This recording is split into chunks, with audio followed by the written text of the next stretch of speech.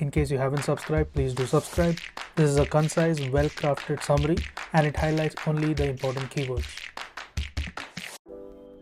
Drug of choice,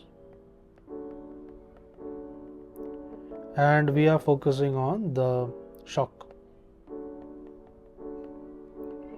So first is in case of anaphylactic shock. So here in anaphylactic shock, it can lead to the adrenaline. So adrenaline is the drug of choice. Next, in case of cardiogenic shock, it will be the noradrenaline as well as the dopamine. So this is in cardiogenic shock. In case of the distributive shock, it is the noradrenaline as well as the phenylephrine.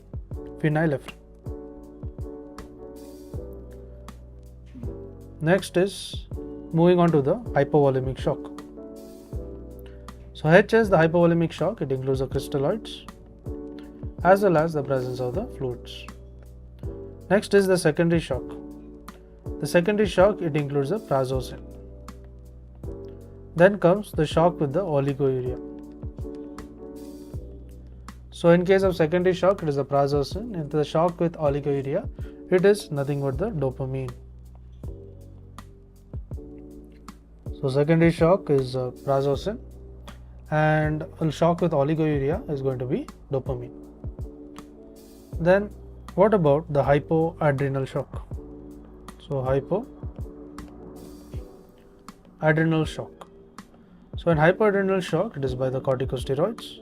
Then comes the septic shock. The septic shock will be by the broad spectrum antibiotics. To learn and grow daily like this, please do subscribe.